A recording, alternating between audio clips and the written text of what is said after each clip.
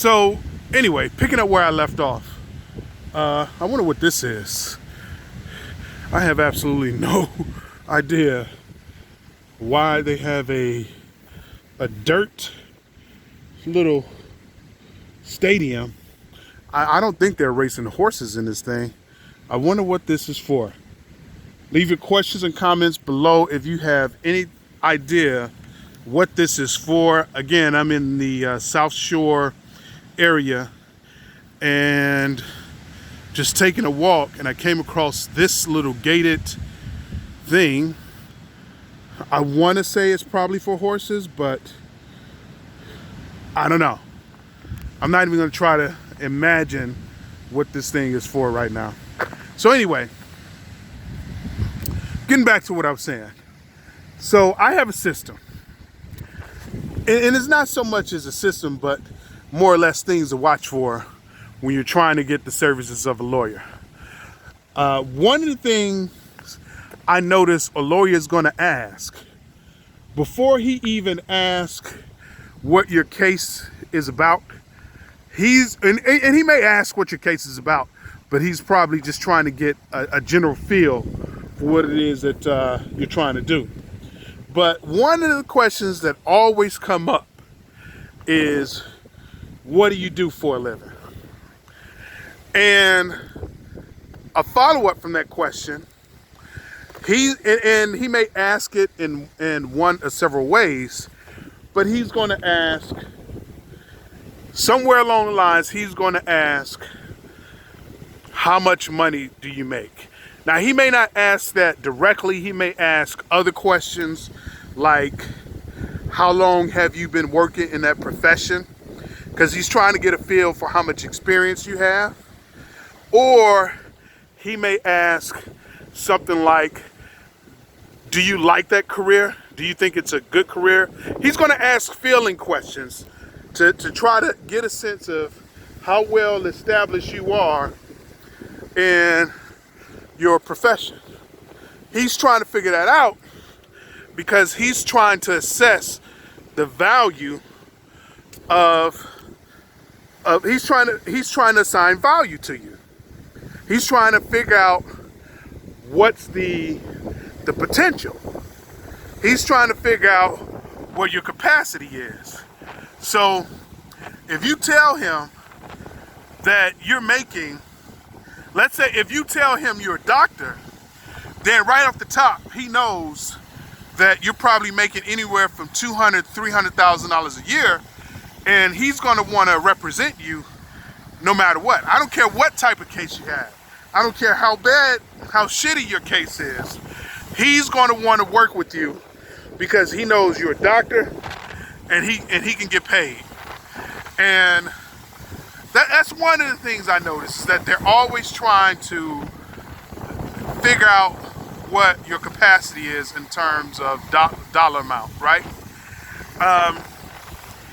Another thing I notice about lawyers, when you get to talking about your particular case and your particular situation, and this kind of fits into that routine or paradigm, a lot of times what they'll do is that they won't listen to you, right? They won't listen to you because they're just going to assume you're stupid and you don't know what you're talking about, right? And a lot of times what they do is, when they get down to the details of your case, they assume right away that they can determine whether or not you're going to win or lose without actually paying attention to your case. Without actually paying attention to your case. For example, you call a lawyer up, and let's say you know something about law, and you slickly or wittingly introduce a solid legal argument directly to the lawyer you just called up to see if they can represent you. What I notice is that a lot of times right away, even though your argument may be strong, but because you don't know the law, or not necessarily you don't know the law, but your argument may be strong, your legal argument may be strong, but maybe you don't know the verbiage, you don't know a lot of the terminology, a lot of times what they'll do right away is that they'll start producing counter arguments to your argument right away. And on one hand, you can say, well, maybe it's good that they're playing devil's advocate because this is going to, help you think and keep you from wasting time on your case. That's one way you can look at it, right?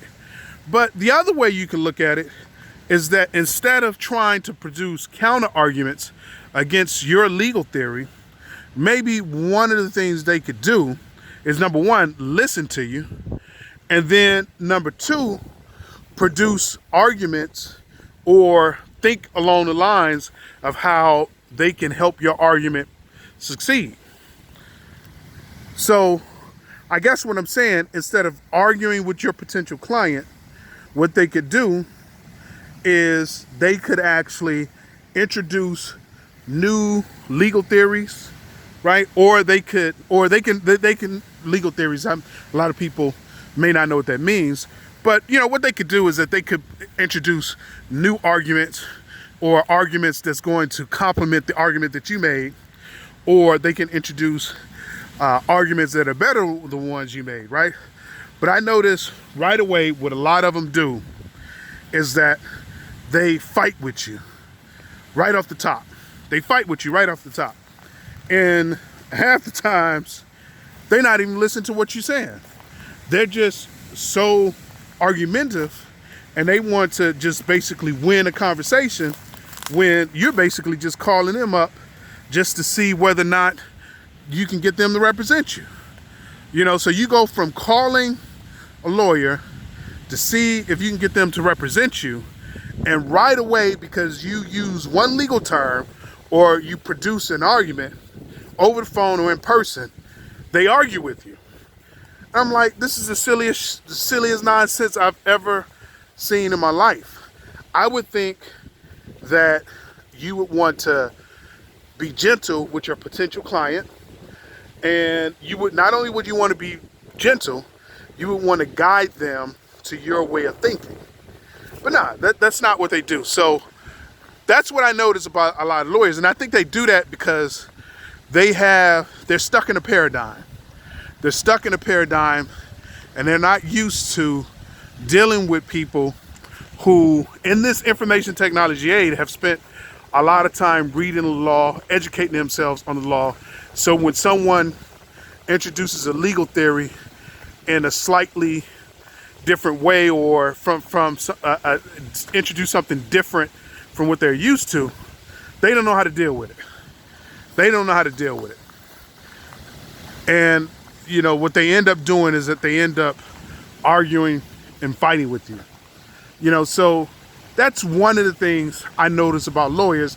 And I think the primary issue is basically going to be control, right? That's the primary issue. They want to be in control of your situation, because if they're in control of your situation, then they can milk you for as much money as they can, right? So, and that's another thing I want to talk about is control, right? So typically when you hire a lawyer, a lot of people don't know this, but when you hire a lawyer to represent you in court, you're giving them most of the control of the case and the affairs surrounding your case. You're giving them control. And if you want to maintain that control, if you want to have control over your case and control over the things surrounding your case, most lawyers won't work with you. Most lawyers won't work with you unless you give them complete, absolute control. One second, I want to take a look at this.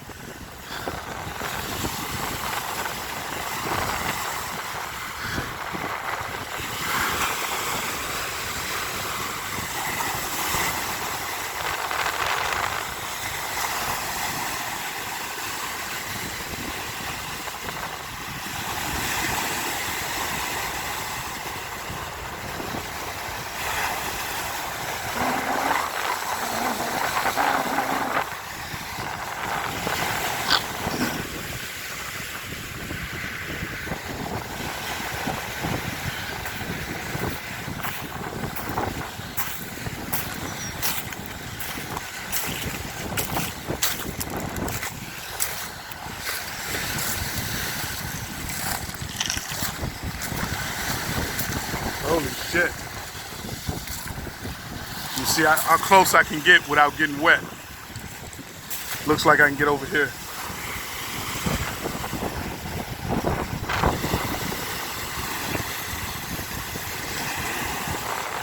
Man, again, out at the lakefront in Chicago, trying to enjoy this weather.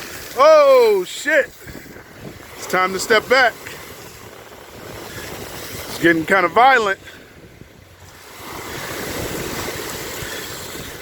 Yeah, just out in Chicago, trying to enjoy the weather, trying to stay healthy, trying to stay on top of my health, getting a walk, trying to live the vida loca. Damn, it's getting kind of rough over here.